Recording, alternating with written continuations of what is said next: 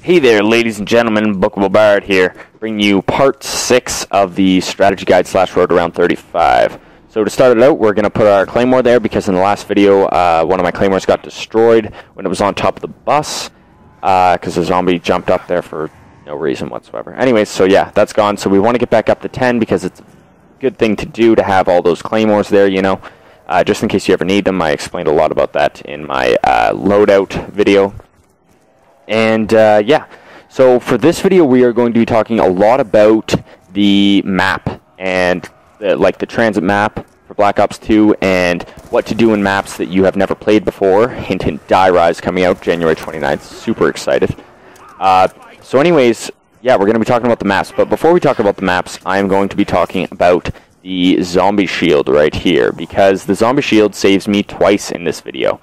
The first time it saves me, it's debatable whether I would have died or not. I mean, I might not have, I might have, I don't know. But, you know, it definitely helped me out. And the second time, I think it gets hit from behind my zombie shield like 10 times. Like, it's just ridiculous. They all swarm around me. Anyways, you'll see it. So, yeah, we're just, we're going to kill a bunch of these zombies here. Get them, you know, kill them all. And then right here, see all that dirt coming up? I couldn't really see these zombies here, so I got stuck. And that's the first time it saved me, because probably can't hear because I did turn the video volume down. But they do hit me a couple times from behind right there. And then that zombie in my face. The only reason I survived that is because of the zombie shield and insta-kill. Very lucky in that situation. And the second time I don't even have insta-kill. It was just solely the zombie shield that kept me alive. Awesome thing. I love the zombie shield. So helpful. I mean, it's like Juggernaut, right? It just adds more health. It's like, and Juggernaut is the best perk in this game, hands down. Like, Juggernaut is the best perk. Don't argue with me. So yeah, we're going to be talking about the map. So for starters, let's start out at the bus depot, because that's where you start out in the map. The bus depot has the M14 and the Olympia in it for the two weapons, and then there's a place where the box can go. Other than that, there's really not much. I mean, there's the teddy bear that you can use to turn on the song, but nothing really important. Yeah. So then you move from the bus depot to the diner where I'm at right now, but before you get there, you are going to go through the tunnel. And if you're in the tunnel, there is a couple things there that I would like to point out, such as the wide open space that is fantastic for running circles. But be careful when you're running circles in there, because a lot of circles utilize the elevated area with the railing on it that has the M16, you know, where you buy the M16. So that place is not somewhere that you want to include into your circle when you're running a circle there. That is because it is a very long, narrow hallway, and it's just... it's not good. Anyways, here I get stuck again. Look at this. Look how many times I get hit from behind. My zombie shield just broke. Oh, I would have died there. Definitely would have died there. Thank you, zombie shield. Thank you so much. Anyways, back to the tunnel area. It's a great place to go to run circles, like I was saying. There's a decent amount of fire and stuff, which is kind of, you know, not something that's very good, because then the zombies explode and they can blow up and that hurts you and whatever. But still, not that bad. There's a lot of room to run your circle there, so it is a good place. And if you do need more room, you can always just run into the fog, which I like having that option. And some circles, like this one that I'm doing here, you can run into the fog, but only on that one side there. And it's just, I don't like it as much. Yeah, anyway. So there's the M16 there, all that stuff. Then you come to the diner. Here at the diner is my favorite place to run circles, where I've been running this circle the entire series of videos, pretty much. And here at the diner, there's the MP5K, the starting place for the box, and the Speed Cola perk machine, which I definitely recommend. Yeah, and that's pretty well it here. Once you leave the diner, you are going to encounter a large pool of lava. And this pool of lava is almost impossible to get over unless you have Juggernaut, so don't even try it. Like, it's just, I've done it once, maybe, I think.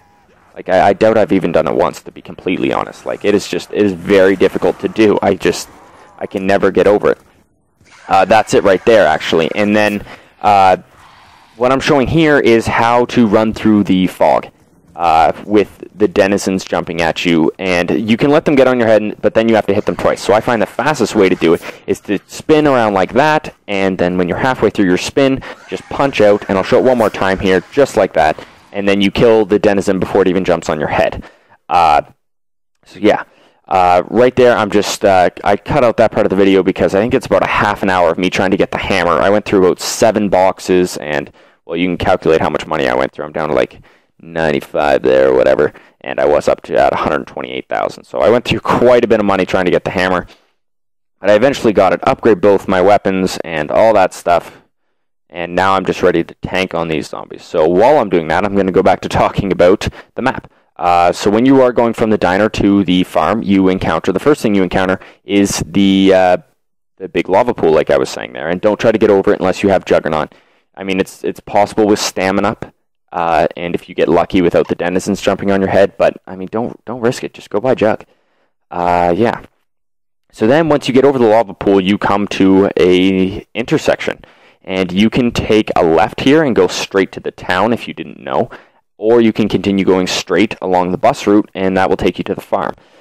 Once you get to the farm, there's double tap there, and then the shotgun, the Remington something or other. I think there's a couple numbers after it, but yeah, it's called the Remington shotgun, which is a very fun shotgun to use if you're bored of zombies. Right here, I'm going to be showing you again. I just replayed that because I wanted to show you the sound and stuff of the zombie shield breaking, so you know when your zombie shield's broken without having to look. And I mean, it's really easy to look, but sometimes you just forget to and you might not notice. And so yeah, grabbed a new one there because I don't like not having a zombie shield, especially after the 2 times that it saved me this game, or this section already. So I definitely wanted another one as soon as possible. Anyways, yeah, you get to the farm, and then there's another place for the box, but this is the worst placement for the box in my opinion. There's double tap, like I said, the Remington, and there's also claymores. If you go into the area that you have to open with a power turbine, there's claymores there. And yeah. So then once you move from the farm going to the power place, there is 2 things. You enter the cornfield, and then there is that big tower with the obelisk table in it and stuff like that, and that's on the left side of the cornfield. And if you go to the right side of the cornfield, there's actually Nocturne Totem, the first zombie map ever, is hidden in the cornfield there. Very cool, very cool. I enjoyed that a lot. I wish they would have allowed you to open the doors, though, but I mean, it's not really, doesn't matter that much. It's just kind of cool that they threw it in there. So anyways, yeah. Then after you pass those things, you get to the power place. The power place has the AK-74U and the RIP perk. That's pretty well it. Well, obviously you can turn on the power. That's why I call it the power place. And then on your way from the power place to the town, there is the Hunter's Cabin, which is on your right, and it's kind of hidden off the road quite a bit. This is the biggest area in the fog, like as far as square footage goes, I think. It's completely open. It's such a large area there, and there's the Hunter's Cabin is in the middle of it, and the Bowie's Knife is in the Hunter's Cabin. If you're wondering where they put that on the map, on this map, it is in the Hunter's Cabin, which is in between the power place and the town. So check that out if you haven't. The Hunter's Cabin is not a very good place to camp because you can't repair the windows, or you can't repair the barriers on the windows because there aren't any, and the zombies are all sprinting at you very fast. It's very difficult to hold out. So I wouldn't advise that. Then once you go from the Hunter's Cabin, you get to the town. The town has the Pack-a-Punch, Juggernaut, Stamina Up, and Semtex grenades in past the door where you open it with the power turbine again.